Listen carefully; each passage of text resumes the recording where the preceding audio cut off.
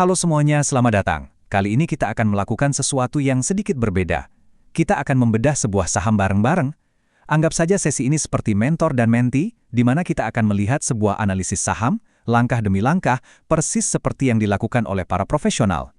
Oke, mari kita mulai. Sebagai investor, tujuan kita apa sih? Tentu saja menemukan perusahaan yang solid.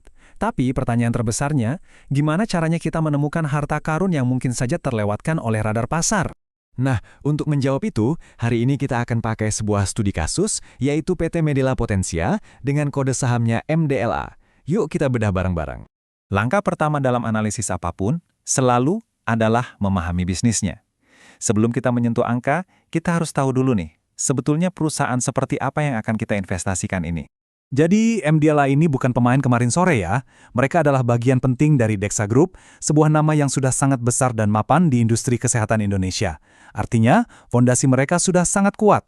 Nah, yang bikin MDLA ini menarik banget, itu model bisnisnya yang terintegrasi. Mereka tuh nggak cuma mengerjakan satu hal. Bayangkan mereka berdiri di atas 4 pilar yang kokoh. Mulai dari distribusi, pemasaran, manufaktur, sampai punya platform digital sendiri. Ini benar-benar jadi satu ekosistem yang solid. Dan coba lihat skalanya. Wow, lebih dari 100.000 titik distribusi. Artinya apa? Mereka ada di mana-mana, di hampir seluruh penjuru Indonesia. Ini adalah jaringan distribusi yang gila sih, masif banget.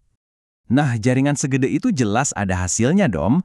Mereka berhasil jadi rajanya di pasar jaminan kesehatan nasional atau JKN dan jadi nomor 2 di pasar distribusi farmasi secara keseluruhan. Ini posisi yang dominan banget.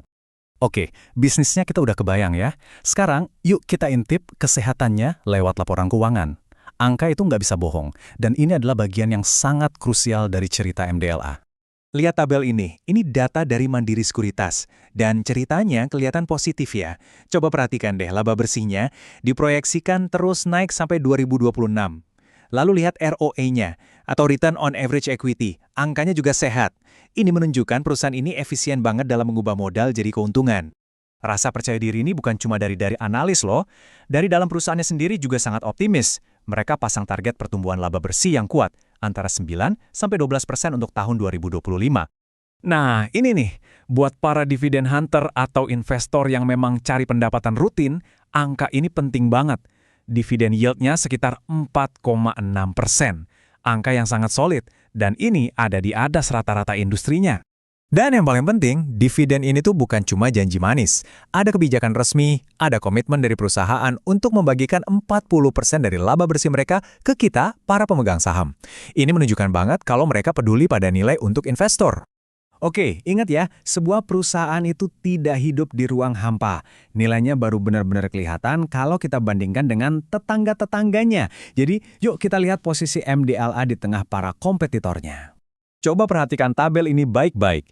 Ada 2 angka dari MDLA yang langsung kling mencuri perhatian.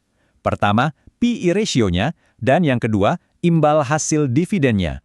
Nah, di sini nih anomalinya kelihatan jelas banget. PE ratio MDLA itu cuma 7,8 kali, bandingkan dengan rata-rata industrinya yang mencapai 18,8 kali. Jauh kan?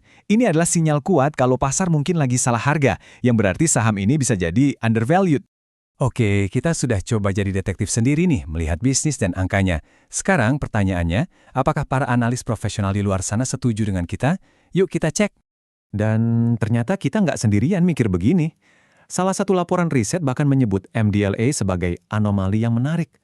Istilah keren ini intinya mau bilang, hey, fundamentalnya bagus, tapi kok harganya murah banget dibanding yang lain. Ada sesuatu yang menarik di sini. Potensinya juga kelihatan dari target harga para analis. Rata-ratanya saja memberikan potensi kenaikan sekitar 38% dari harga saat ini. Itu dalam 12 bulan ke depan loh, lumayan banget.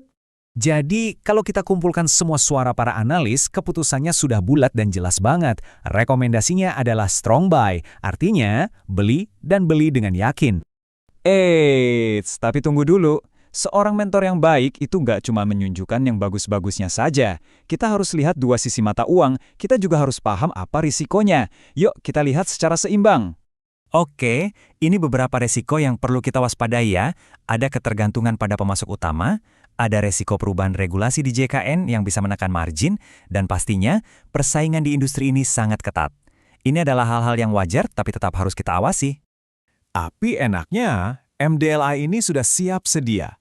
Mereka sudah punya strategi untuk menghadapi itu semua. Rencananya jelas, mau ekspansi ke pasar ASEAN, mau pakai teknologi seperti AI biar makin efisien, dan mau menggenjot bisnis alat kesehatan yang marginnya lebih tebal. Jadi kita udah bongkar semuanya ya, dari bisnisnya, keuangannya, sampai apa kata para ahli. Ingat, yang paling penting, kupasan ini adalah titik awal. Ini adalah peta untuk riset Anda lebih lanjut, bukan perintah untuk membeli atau menjual. Sekarang, setelah semua data ini ada di tangan Anda, bola ada di Anda. Pertanyaan terpentingnya adalah, apa langkah Anda selanjutnya?